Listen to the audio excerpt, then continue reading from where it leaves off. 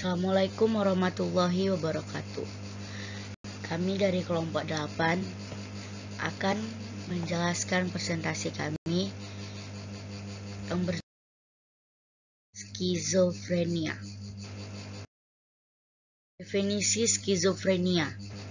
Skizofrenia adalah salah satu gangguan jiwa berat yang dapat mempengaruhi pikiran, perasaan, dan perilaku individu. Istilah skizofrenia berasal dari bahasa Yunani, yaitu skizo atau split atau perpecahan, dan phren artinya jiwa. Istilah tersebut digunakan untuk menjelaskan terpecahnya atau terfragmentasinya pikiran individu dengan gangguan ini. Selanjutnya, simptom klinis skizofrenia atau gejala. Skizofrenia ditandai dengan pemikiran atau pengalaman yang tampak tidak berhubungan dengan kenyataan, ucapan atau perilaku yang tidak teratur, dan penurunan partisipasi dalam aktivitas sehari-hari, kesulitan dalam berkonsentrasi dan mengingat. Gejala skizofrenia dibagi menjadi dua kategori, yaitu positif dan negatif. Simptom positif. Halusinasi adalah perasaan mengalami sesuatu yang terasa nyata, namun sebenarnya perasaan itu hanya ada di pikiran penderitanya. Misalnya, merasa mendengar sesuatu, padahal orang lain tidak mendengar apapun. Yang kedua, delusi atau waham, yaitu suatu keyakinan yang tidak irasional atau meyakini sesuatu yang bertolak belakang dengan kenyataan. Gejalanya beragam, mulai dari merasa diawasi, diikuti, atau merasa dirinya paling hebat atau paling kuat. Sebagian besar penderita skizofrenia mengalami gejala ini. Selain itu, orang yang menderita skizofrenia juga cenderung memiliki pikiran paranoid. Selanjutnya, kacau dalam berpikiran dan berbicara. Gejala ini dapat diketahui dari kesulitan penderita dalam berbicara.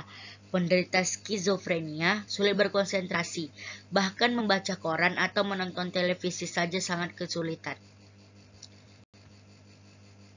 Perilaku kacau.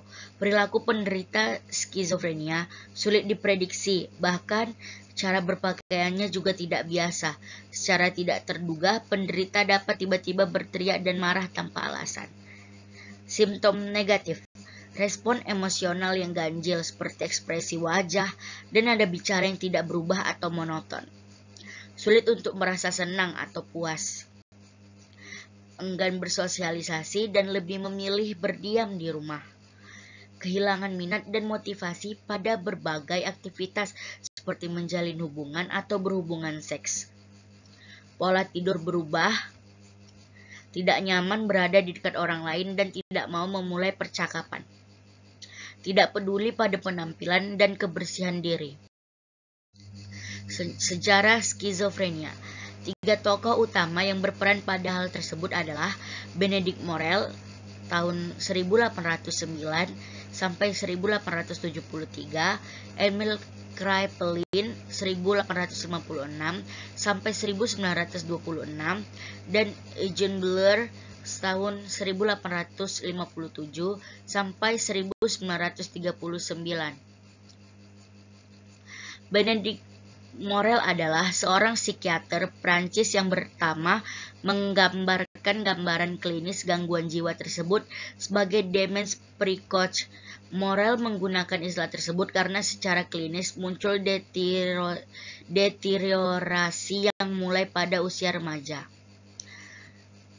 Selanjutnya, Emil Kraepelin. Istilah itu kemudian diadopsi oleh Kraepelin sebagai dementia precox, yang menunjukkan suatu perubahan dan penurunan kognisi mirip demensia yang memiliki onset dini atau precox. Demensia precox digambarkan memiliki deteriorasi jangka panjang klinis berupa waham dan halusinasi.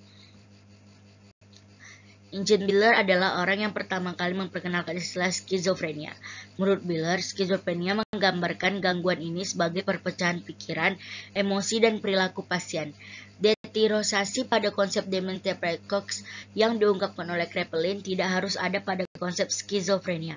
Menurut Bleuler, Eugene Bleuler juga merumuskan 4A.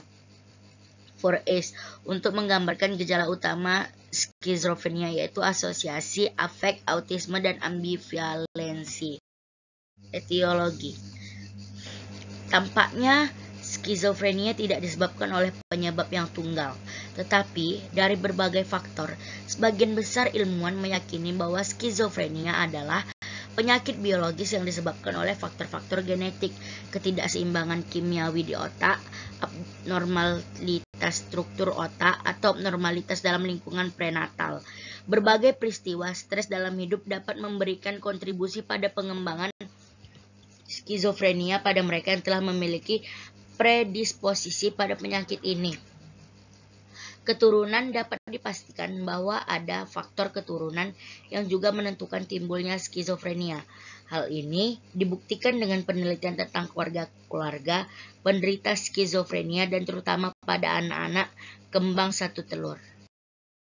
Terapi skizofrenia, non-farmakologi, terapi psikososial, terapi psikoreligius, terapi fisik berupa olahraga, berbagai kegiatan seperti kursus atau les.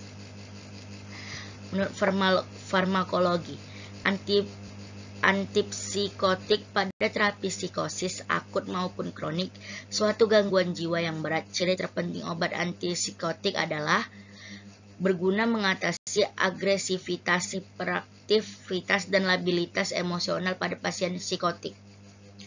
Dosis besar tidak menyebabkan koma yang dalam ataupun anestesia. Dapat menimbulkan gejala ekstrapiramidal yang reversibel atau irreversibel. Tidak ada kecenderungan untuk menimbulkan ketergantungan fisik dan psikis. Terima kasih. Hanya ini saja yang dapat kami sampaikan. Lebih dan kurang mohon maaf. Wabillahi taufiq wal hidayah. Wassalamualaikum warahmatullahi wabarakatuh.